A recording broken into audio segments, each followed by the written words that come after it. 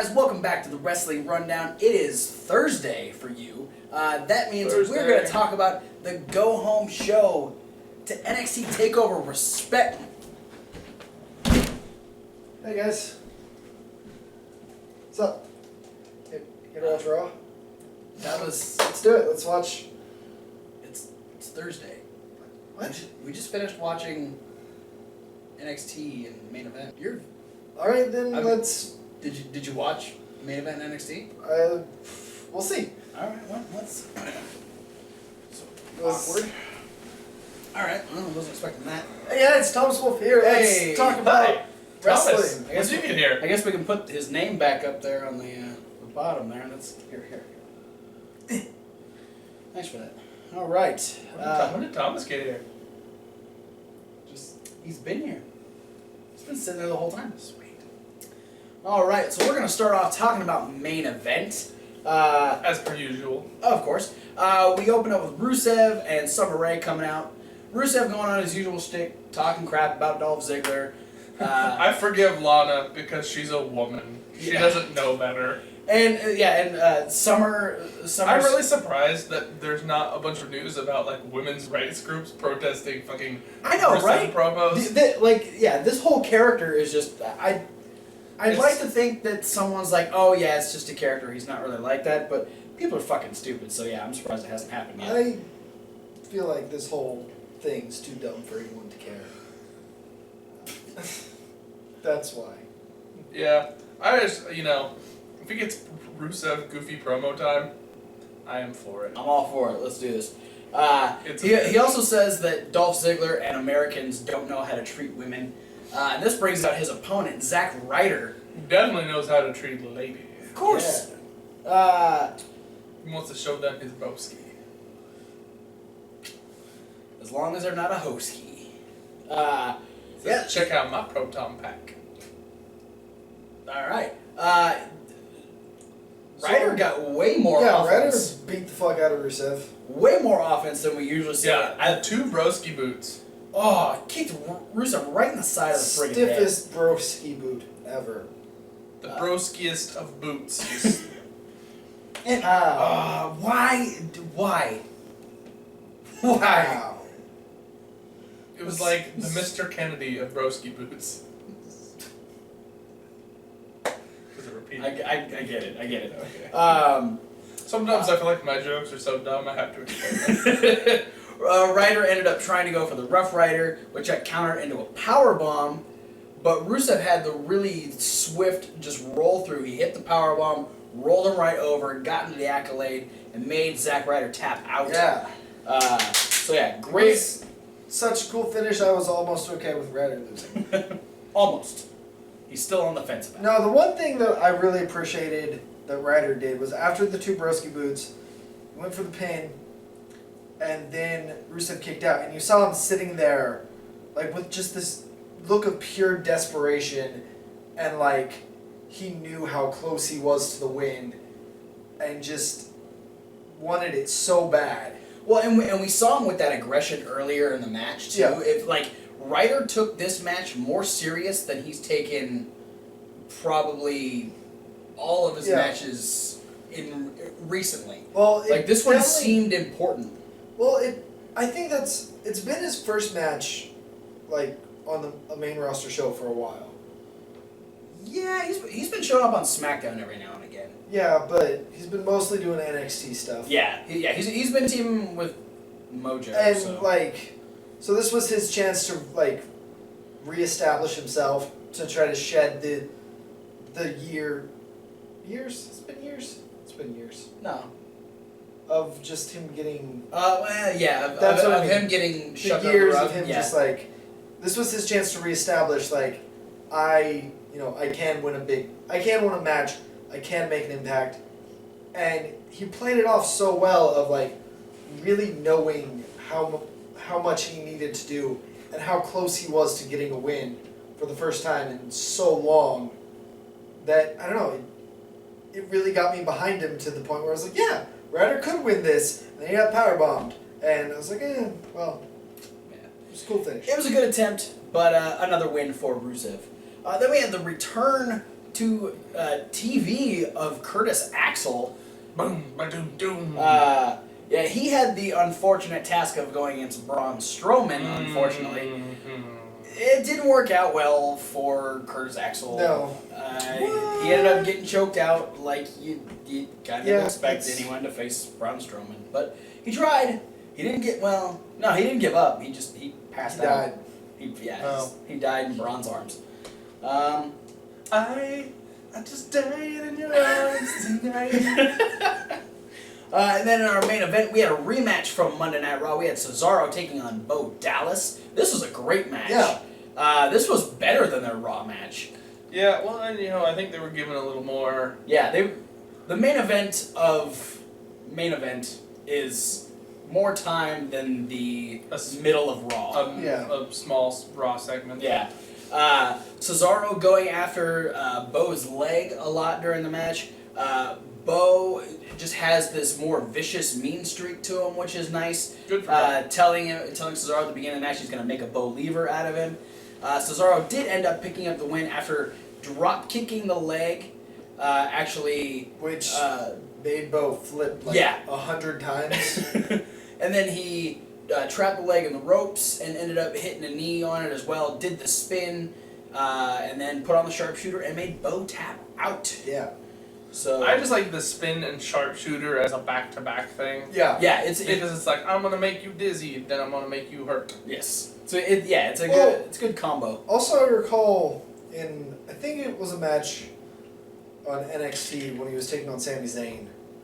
Cesaro was doing the swing, and I wish that all commentators were as good as William Regal, because Regal really put the swing over as like what it does, how you're spinning and this force, it stretches out all the ligaments in your legs and your ankles, and like if they would put it over like that and then immediately into the sharpshooter, it's a really good combo. It would do even more for the combo as a finisher for Cesaro. Yeah, it does a lot of things too, because it also, the centrifugal force wants to make the blood rush to the outside and get in your head too. Yeah. Which on top of being dizzy, then you have a lot of head pressure. Yeah.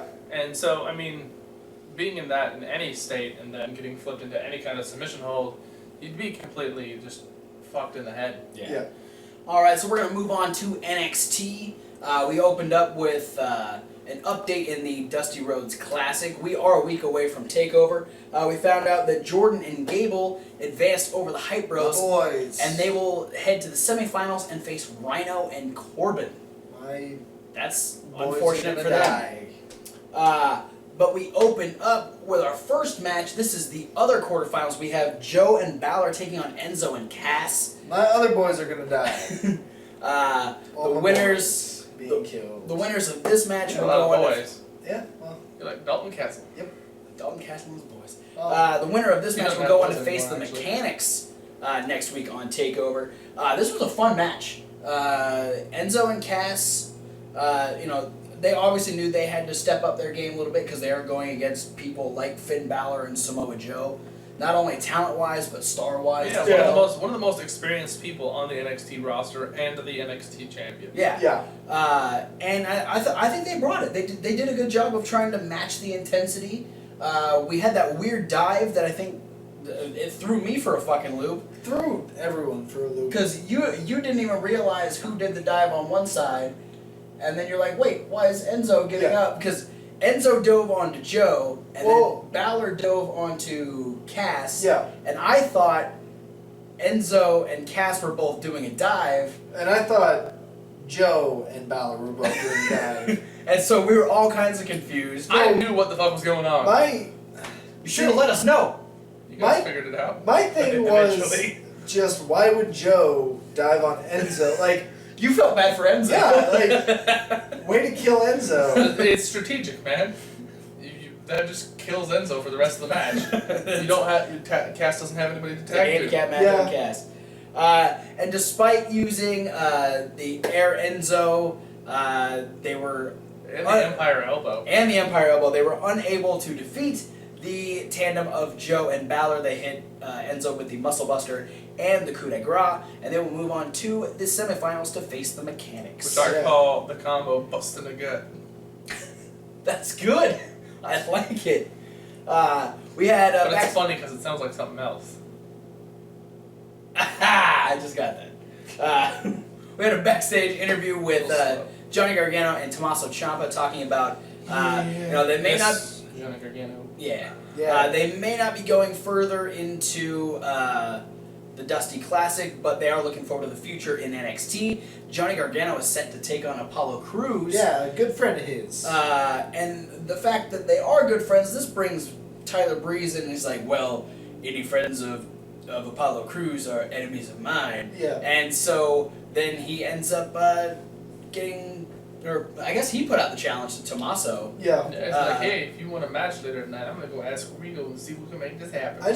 And Tommaso's like, I'm gonna kick that guy's teeth down. I just think it would have been hilarious if it was like, because Gargano's the one who's like, yeah, me and Apollo Crews were really good friends, and Breeze is like, well, if you're friends with Crews, then I'm gonna fight Gargano. If Gargano was just like, no, I'm not friends with Crews. Like, no. That's him. I don't even know the guy. Yeah, Ciampa's just like, you know what? I don't like Apollo Crews. I don't really like him anymore. But we had Apollo Crews versus Johnny Gargano. This was awesome. A lot of offense on the part of Johnny Gargano. Yeah, without being, like, because he took the role that the heel usually plays in the match, the guy who slows the match down, wears the opponent out, without being heely about it. Like, it was a very competitive, very clean match. And it works that they faced each other multiple times, in PWG and God knows what other companies they've both wrestled for at the same time.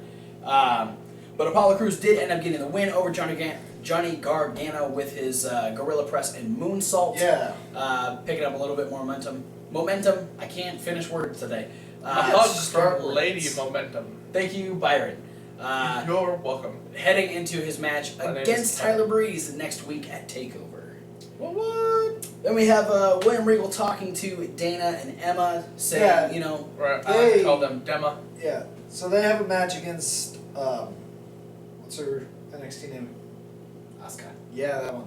I wanted to call her by her. No, they have a match against... People will know. You can say Connor, you're allowed. Whatever. They have a match against Asuka.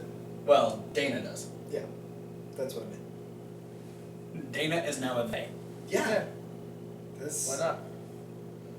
Have you seen her muscles? I have seen her muscles. Yeah, they count as another person. Oh, okay. Yeah, she's as thick as two divas. But no, so Dana has a match, and they're like, yeah, whatever, she ran away from us, so whatevs. She looks like a hyena. Yeah. Then Regal has some footage to show Dana, and her video of Asuka beating up a puncher bag, and Dana's expression turns from to oh fuck, I'm gonna die. Yeah. And Emma's just like, peace, bitch, I'm out. Good luck with that. Which didn't make sense to me because then it transitions into the fact that they have a tag team match. Yeah. And so it's just like Emma's like, see you later. This should have been after the tag team match. Yeah, it's just like, good luck, see you later, and then they just meet back up at Gorilla. Like, and Emma's just like, this is awkward.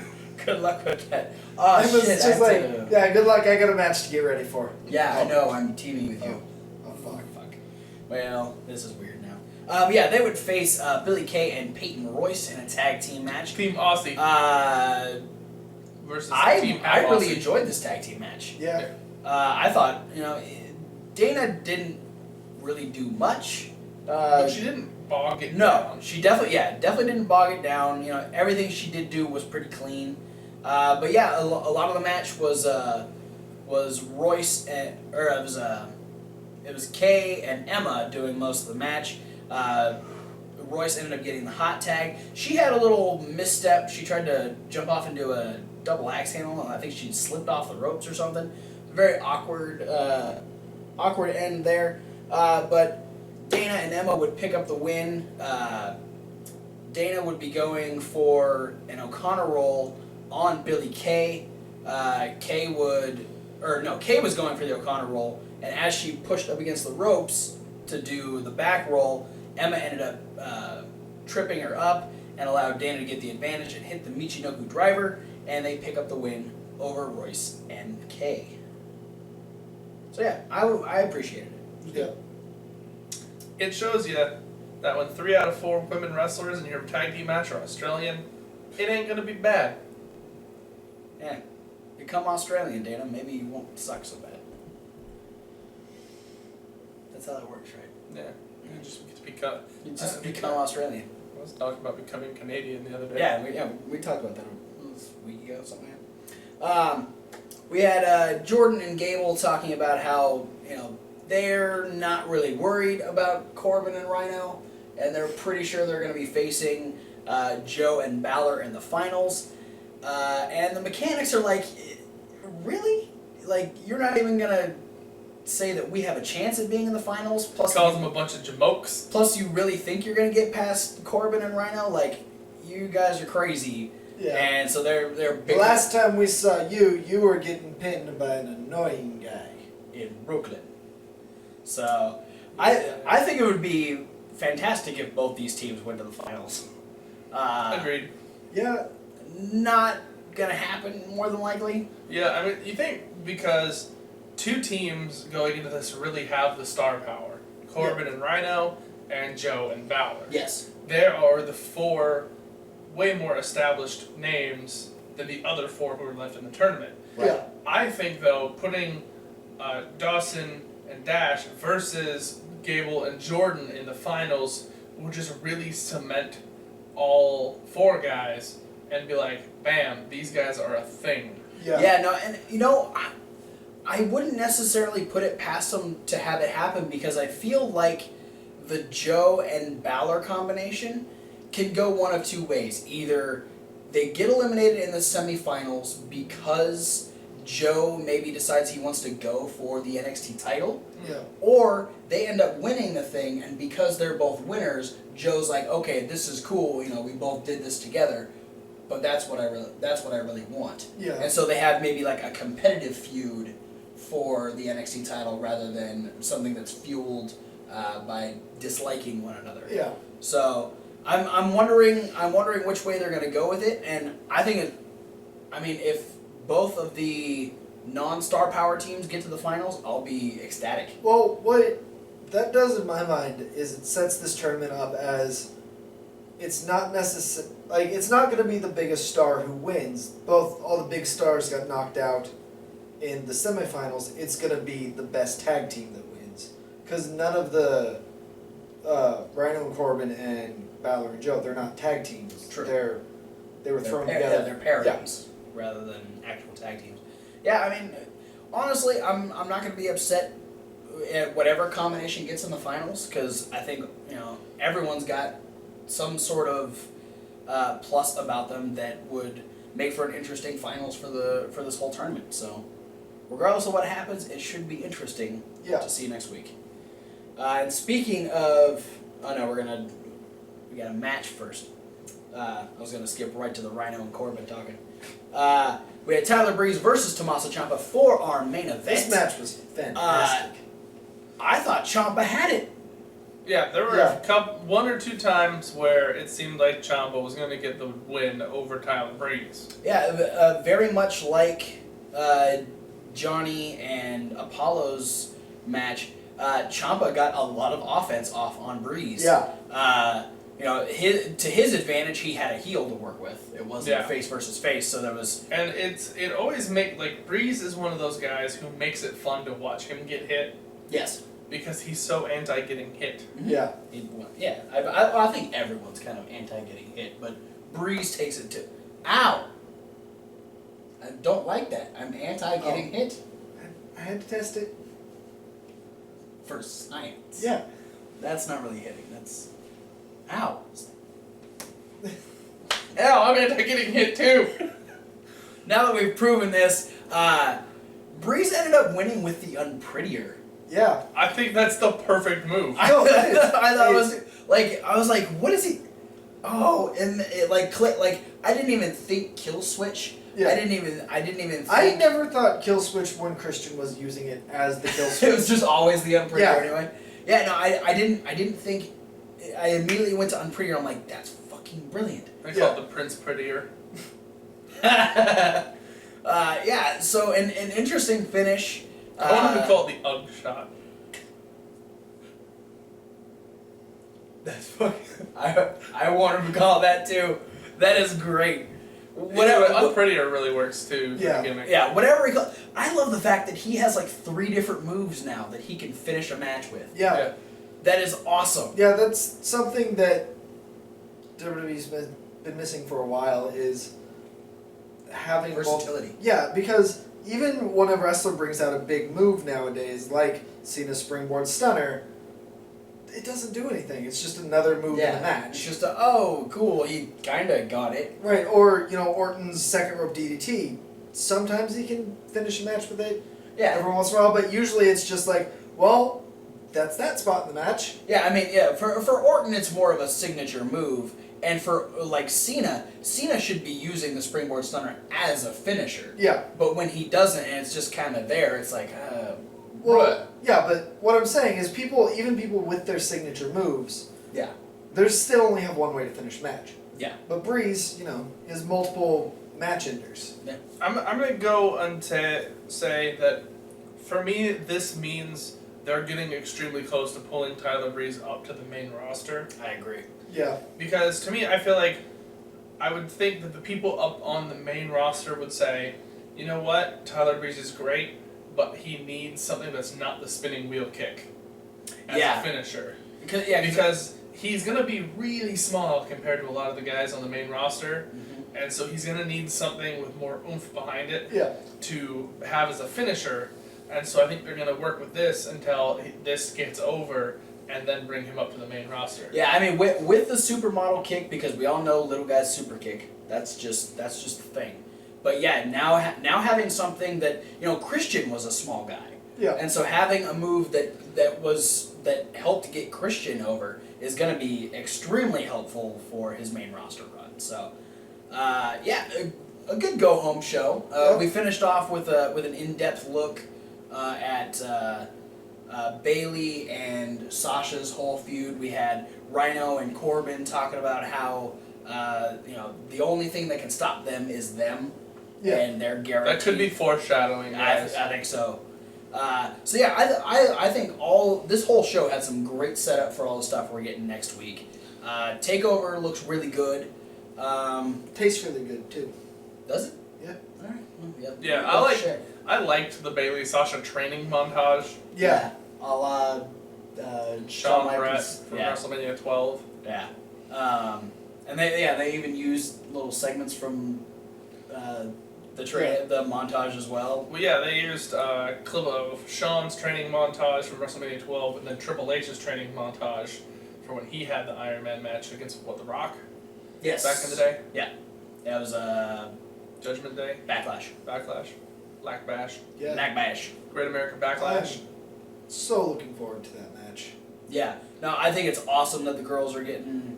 I mean, we've had a few Iron Man matches in WWE history. There's not a ton of them because they're hard to pull off. Yeah. It's hard to keep somebody's interest for a whole half hour or a whole hour. Yeah. And so I'm thinking, to me, this feels like the probably second most important Iron Man match in my mind. Yeah. Next to Brett Shawn being the first one. Yeah. As I'm like, this is so important because it's for a women's championship main eventing a show. Yeah. Thanks for watching the Big Week Wrap Up. Over there. Yeah, that's going to be up in the playlist. Don't bite me. I'm anti getting bit too.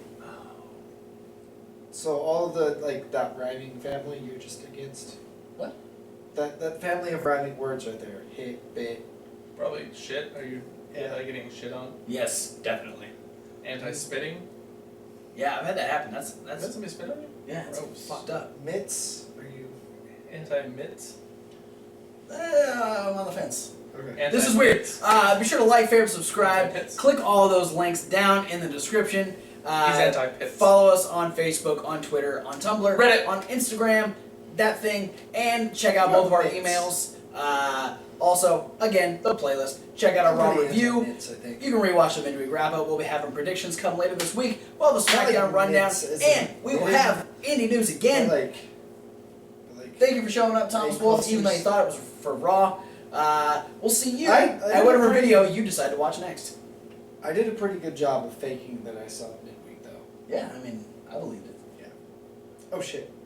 We're still wrong. Bye, guys.